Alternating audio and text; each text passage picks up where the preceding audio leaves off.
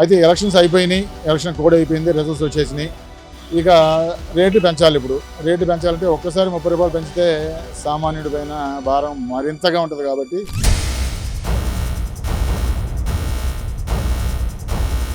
ఈ ఎలా పెంచాలని వాళ్ళు మల్ల గుల్లాలు పడి చివరికి అంటే దానికి అర్థం ఇండైరెక్ట్గా ఏంటి, be prepared for 30 rupees price hike for petrol and diesel. దీన్ని దృష్టిలో పెట్టుకుని మన ప్రధానమంత్రి మోడీ గారు కూడా పెట్రోల్ వాడకం తగ్గించుకోండి సామాన్యులు అన్నట్టుగా ఒక మెసేజ్ పాస్ చేశారు. ఆల్రెడీ 5 రూపాయలు చిల్లర పెంచారమ్మా, ఇంకా 10 రూపాయల దాకా పెరిగే ఛాన్సెస్ ఉంది.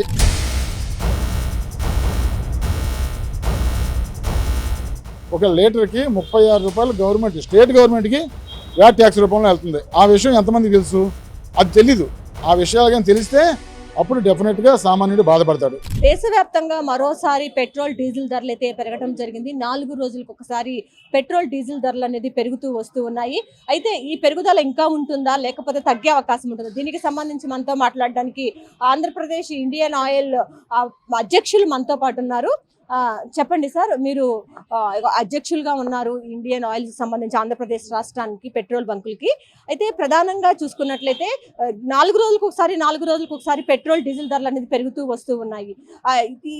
ఇలా పెరుగుతూ ఉంటే సామాన్య మధ్యతరగతి ప్రజలు ఇది మరింత భారం కాదంటారా? ఈ ఆయిల్ మార్కెటింగ్ కంపెనీస్ ఓఎంసీస్ అంటాం కదా, ఐఓసిఎల్, బీపీసీఎల్, హెచ్పిసిఎల్, ఈ 3 ఆయిల్ మార్కెటింగ్ కంపెనీలు ఎప్పటికప్పుడు ఇంటర్నేషనల్ మార్కెట్లో ఉన్న క్రూడ్ ఆయిల్కి అనుగుణంగా మన కంట్రీలో రేట్లు డిసైడ్ చేస్తూ రిటైల్గా సెల్లింగ్ ప్రైస్ అనేది డిసైడ్ చేస్తుంటారు. అయితే ఈ గల్ఫ్ వార్ వల్ల 2-3 మంత్స్ నుంచి మనకి డిస్టర్బెన్స్ క్రియేట్ అవ్వటం, దానివల్ల అక్కడ బాగా బ్యారెల్ క్రూడ్ ఆయిల్ 65 రూపీస్ది అరౌండ్ 110-115 రూపీస్కి వెళ్ళి మళ్ళీ ఇప్పుడు కొంచెం అక్కడ స్టెబిలైజ్ అవుతుంది.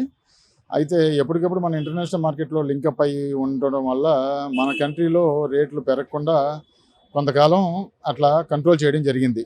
ఇది గవర్నమెంట్ ప్రెషర్ ఉండటం వల్ల. రీసెంట్గా మనకి 5 రాష్ట్రాల్లో ఎలక్షన్స్ జరిగినాయి కదా, దానివల్ల ఎలక్షన్ కోడ్ వల్ల ఉన్నాయి, లేకపోతే ఓట్ బ్యాంక్ వల్ల ఉన్నాయి, రేటు పెరగకుండా అట్లా స్టేబుల్గా ఉండటం వల్ల లాస్ బుక్ చేసుకుంటున్నారు ఆయిల్ మార్కెటింగ్ కంపెనీస్. రోజుకి 1000 కోట్ల దాకా లాస్ అవుతుందని చెప్పి మొన్న రీసెంట్గా మినిస్టర్ ఆఫ్ పెట్రోలియం నుంచి వచ్చి జాయింట్ సెక్రటరీ గారు కానీ ఓపెన్గా ప్రెస్ నోట్ రిలీజ్ చేశారు కూడా.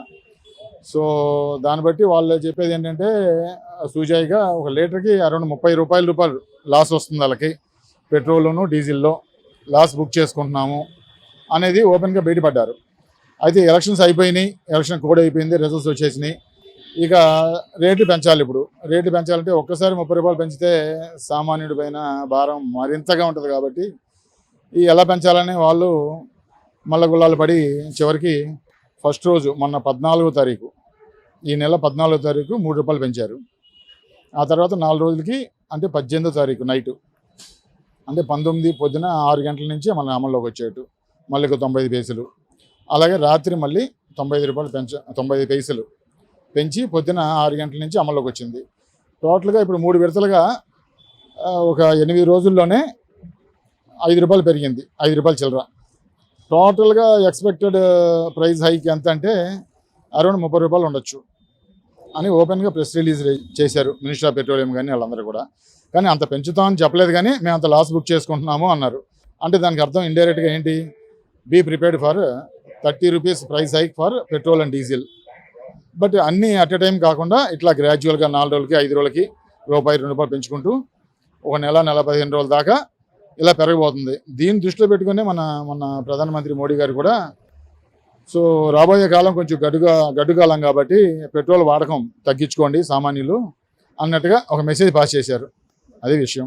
అంటే ఇంకా ముందు రోజుల్లో ఒక 30 రూపాయల నుంచి 40 రూపాయల మధ్యల వరకు కూడా పెరిగే అవకాశం ఉంటుంది. ఎంత పెరిగే అవకాశం ఉంటుంది? ఆల్రెడీ 5 రూపాయలు చిల్లర పెంచారమ్మా, ఇంకా 10 రూపాయల దాకా పెరిగే ఛాన్సెస్ ఉంది. అది కూడా మనకి అఫీషియల్ అనౌన్స్మెంట్ ఏం లేదు. మార్కెట్ రేట్లు బట్టి, ఇంటర్నేషనల్ క్రూడ్ ఆయిల్ బట్టి, వాళ్ళ సప్లైస్ డిమాండ్ బట్టి. ఇప్పుడు మన జరిగిన యుద్ధం 2-3 నెలల నుంచి మనకి డిస్టర్బెన్స్ ఉన్నా దాని కాన్సిక్వెన్స్ నెక్స్ట్ 1 year దాకా ఉంటుంది మనకి. ఎందుకంటే కొన్ని చోట్ల ప్రొడక్షన్ శాంతం కంప్లీట్గా హాల్ట్ అయిపోయింది. సో లిమిటెడ్ సప్లై నుంచే మనం ఇంపోర్ట్ చేసుకోవాలి. అందుకనే చెప్పి ఇండైరెక్ట్గా దీనికి కాంపౌండింగ్ ఇంపాక్ట్ ఉంటుందనే కేంద్ర ప్రభుత్వం క్లియర్గా అందరూ జాగ్రత్తగా ఉండండి, లావిష్ స్పెండింగ్ వద్దు, పెట్రోలియం ప్రొడక్ట్స్ వాడకం తగ్గించుకోండి, లేకపోతే గోల్డ్ పర్చేజ్ కానీ తగ్గించుకోండి. ఎందుకంటే ఫారిన్ రిజర్వ్స్గా డాలర్స్ రూపంలో బయటికి వెళ్ళిపోతుంది మన డబ్బంతా. అట్లా కాకుండా కొంచెం కంట్రోల్గా ఉంటే బాగుంటుంది కదా అనే ఉద్దేశంతో ఈ పెట్రోల్ రేట్ అనేది ఈ సామాన్యుడికి 2 వీలరు లేకపోతే 3 వీలరు 4 వీలరు వాళ్ళ వరకే కాదు. ఈ రేటు పెరగడం వల్ల ఇదొక విష సర్కిల్, కాంపౌండింగ్ ఇంపాక్ట్ ఉంటుంది. దీనివల్ల అన్ని సెక్టార్లు, ఫర్ ఎగ్జాంపుల్ ఇక రాబోయే కొన్ని రోజుల్లో ఆర్టీసీ రేట్లు పెంచామంటారు, రైల్వే టికెట్లు పెరుగుతాయి. ఆల్రెడీ ఎయిర్లైన్స్ వాళ్ళు కంబైన్డ్ అన్ని ఎయిర్లైన్స్ కలిపి వాళ్ళ అసోసియేషన్ ద్వారా కంపెనీకి అల్టిమేటం ఇచ్చారు. ఏమని, ఇక్కడి నుంచి పెట్రోల్ పెరిగితే మాత్రం మేము ఫ్లైట్లు తిప్పలేము అని. అలా అక్రాస్ సెక్టార్స్, అన్ని సెక్టార్లకు కూడా దీని ఇంపాక్ట్ ఉంటుంది. ఇది పెట్రోల్ డీజిల్ రేట్లు పెరగడం వల్ల ఒక సామాన్యుడి చేతికే కాదు. ఇందులో మెయిన్ చూసుకుంటే మనం ఇప్పుడు పెట్రోల్ రేటు మన ఆంధ్రప్రదేశ్లో, మన విజయవాడలో 114 రూపాయలు ఉంది పెట్రోల్ ఫర్ ఎగ్జాంపుల్. ఇందులో స్టేట్ గవర్నమెంట్, మన ఆంధ్రప్రదేశ్ గవర్నమెంట్కి 36 రూపాయలు ట్యాక్స్ రూపంలో వెళ్తుంది, వ్యాట్ ట్యాక్స్ రూపంలో. ఒక్క లీటర్ పెట్రోల్కి 114 రూపాయలు ఖరీదు చేసే పెట్రోల్ ఒక సామాన్యుడు కొనటం వల్ల ఒక లీటర్కి 36 రూపాయలు గవర్నమెంట్, స్టేట్ గవర్నమెంట్కి వ్యాట్ ట్యాక్స్ రూపంలో వెళ్తుంది. ఆ విషయం ఎంతమందికి తెలుసు? అది తెలీదు. ఆ విషయాలు కానీ తెలిస్తే అప్పుడు డెఫినెట్గా సామాన్యుడు బాధపడతాడు. అప్పుడు దాకా ఈ 90 పైసలు పెరిగినాయి, రూపాయి పెరిగినాయి పట్టించుకోకుండా కామగా వెళ్తానే ఉంటారు. ఎప్పటికైనా సరే పెట్రోల్ ప్రొడక్ట్స్ అనేది జిఎస్టీ రూపంలో రావాలి. జిఎస్టీలోకి వస్తే ఇప్పుడున్న రేట్లో 50% డిస్కౌంట్లో మనకి ప్రైస్ అనేది కన్స్యూమర్కి అందుబాటులో ఉంటుంది. ఫర్ ఎగ్జాంపుల్ 114 ఉంది, ఇప్పుడు అరౌండ్ 60 రూపాయల్లో మనకి పెట్రోల్ దొరికిద్ది. ఇది దాన్ని జిఎస్టీలో కలిపితే. అంటే ఏంటి, స్టేట్ గవర్నమెంట్ ఆ 36 రూపాయల ట్యాక్స్ అంత అడ్డగోలుగా కాకుండా పద్ధతిగా వేసుకోవడం, లేకపోతే సెంట్రల్ గవర్నమెంట్ ఎక్సైజ్ డ్యూటీ తగ్గించుకోవడం, ఇట్లా ఇన్ని కారణాలతో ఈ రేట్ అనేది ఇంత హై ప్రైజింగ్లో ఉంది మనకి. ఇక అట్లా అనమాట.